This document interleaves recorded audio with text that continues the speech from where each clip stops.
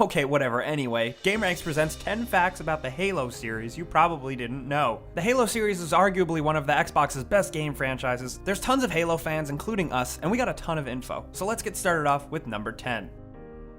Red vs. Blue. Remember that series? It was all about the blue and the red Halo characters talking to each other, and it kickstarted Rooster Teeth into what we know them as today. Well, the series was created using a number of networked consoles in a multiplayer game session. Everybody controlled a character and moved them around according to their lines, while one other person looked at them as the camera and recorded it. The dialogue and everything was added in afterwards. A lot of the Red vs. Blue videos took advantage of the game's quirks, and even took advantage of a glitch or two. In the videos they did based around the original Halo, a bug was exploited that made it so by holding a pistol and looking down, the character actually appeared to be holding the pistol and looking up, kind of like in a normal, relaxed look. This bug was actually recreated later on by Bungie in Halo 2 just for the benefit of the show. For Halo 2, they got rid of the bug in the traditional sense, but Bungie also added it as a feature. Pressing down on the D-pad of the Xbox controller actually made the player appear to hold his or her weapon in a neutral position, without aiming it at anyone while looking ahead. This allowed Red vs. Blue to continue doing their thing, and it made sense for Bungie to do that because Red vs. Blue was exploding at the time, and not only giving them more popularity, but Halo games as well. At number 9, in the Halo 3 beta, the award for 10 consecutive kills with a shotgun was titled Cheney Mania. This is of course a reference to the US Vice President of the time, Dick Cheney, and his unfortunate hunting accident while he mistook his colleague for a wild bird and shot him in the face. People started pointing this out and laughing, but of course, as everything that's funny, some people get pretty mad at it, and unfortunately Bungie changed it with the final release to Open Season. Honestly, I don't think this ever would have happened if Dick Cheney just played Halo. Halo was popular at the time, and he could have played it to get a better idea of his American people that he was representing, and then he would have probably done a much better job at hunting. He probably wouldn't have any friendly fire incidents, and we wouldn't be making fun of him up until this day.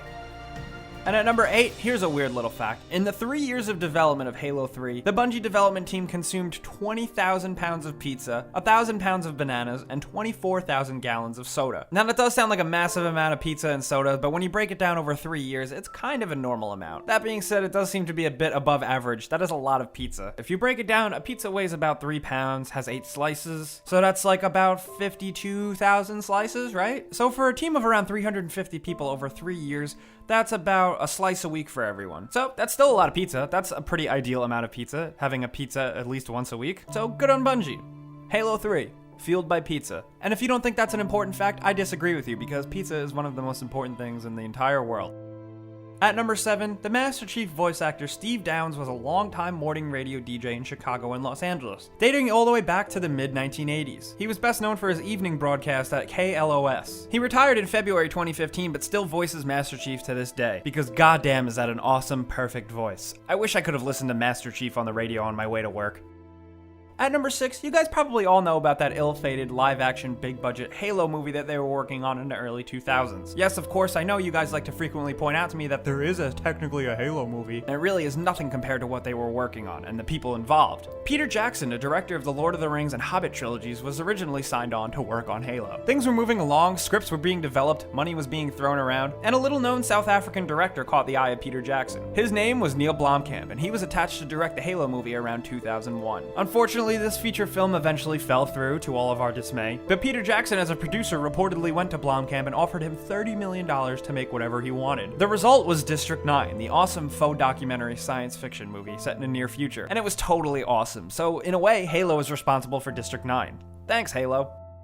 At number 5, technology developers at the US Marine Corps are currently working on a Project Hot Eagle, a program that when finished might be able to place squads of Marines anywhere on the planet within 2 hours notice. This is very similar to the Halo series' ODSTs, or Orbital Drop Shock Troopers. They were UNSC soldiers that were responsible for dropping into any battle zone at a moment's notice and fucking shit up. They weren't Spartans, but they were the next best thing. And apparently the Marines want that in real life. Launched by the Defense Advanced Research Project Agency and the Air Force Research Laboratory, Marines are investigating into the development and use of suborbital spacecraft, which could launch any squad members on a suborbital trajectory in 2 stages and deliver them anywhere in, like I said, a 2-hour notice. Imagine that. Imagine that's what warfare will become. Soldiers dropping in pods in the middle of a battlefield. It will be just like Halo, and it will be totally cool. I mean, I know war isn't cool, but I mean, the future and technology is cool, right? At number 4, the dialogue spoken by the elite in Halo Combat Evolved was actually made by reversing and slowing down clips of Sergeant Johnson. The most common phrase the elite made in the original Halo? which is the reverse phrase of Johnson saying, "Go, go, go! Go, go, go! This was, of course, back in simpler times when elites were dumb and you couldn't understand what they were saying. By Halo 2, they were developed to be much smarter and with their own understandable language. Canonically, this was thanks to human translators getting better between Halo 1 and 2. And while that's a funny bit of trivia, I'm kinda glad that Bungie gave the Sangheili much more to say in Halo 2 and the rest of the series, because they're really a fascinating race of sci-fi alien creatures. At number 3, former Microsoft Vice President of Game Publishing Ed Fries programmed a Halo game designed to run on Atari 2600. He called it Halo 2600 and it featured only 64 screens worth of game. You can actually still play it in a browser or check out YouTube videos of it. It's pretty silly and really craptastic, but it can kind of give you an example of what the first video game players actually played. And it's pretty cool that it was made by one guy in his spare time. Not to mention a head at Microsoft Xbox. It's good to know that he really knows his video games, right? And compare this game made by one guy to the team of over 200 that made Halo 5 Guardians. That's crazy. At number 2, the US military designed a laser rifle called the Phaser Rifle. This rifle was designed to disorient and temporarily blind targets. Funny little smaller fact, it's actually illegal to develop weapons that can permanently blind targets. So that's why this Phaser Rifle only does it temporarily. But whatever about what it actually does, let's talk about what it looks like. It looks almost exactly like the Storm Rifle in Halo 4. This is just some cool shit we wanted to show you. And I mean, think about it, if the US military really put their mind to it, what other weapons could they develop that they take from video games? I'd really like to see a real-world needler, but maybe with instead of exploding needles, maybe something more realistic, like, I don't know, nails, or poison darts. This is what I think about sitting in my basement all night. Thank you very much. Bam! Oh! At number 1, let's talk about some legendary people. Let's talk about the last people logged on to Halo 2 before its Xbox Live shut down about 6 years ago. This is, of course, for those of you that don't know, Halo 2 is now over 10 years old. The last 20 people ever logged into Halo were like little celebrities on the Bungie forums. They were spectated keeping active on forums or even some early Twitch channels, and they were slowly dropping out like flies. Some people's Xboxes were overheating, some people lost power, and some people lost internet connection. When it came down to the final 2 people on Halo 2 Online ever, first guy was automatically booted by Xbox Live servers, and then shortly after that, the final guy as well. They played Slayer matches in Blood Gulch to the end, and they were really legends of their time. Not only were people on Bungie forums following them, but people at Bungie and Microsoft were cheering them on as well. It's crazy that a 10-plus-year-old game had such lasting power online. You don't usually see that in console games, you usually only see that in PC games, but I think that's what makes Halo so awesome. So shout out to those legends who stuck by Halo 2 to the end. Hey, you thought that was it, right? Well, we got bonus facts as well. Alan Tudyk, Adam Baldwin, and Nathan Fillion all voiced Marines in Halo 3. Their characters were actually given personalities resembling the characters they played in Firefly.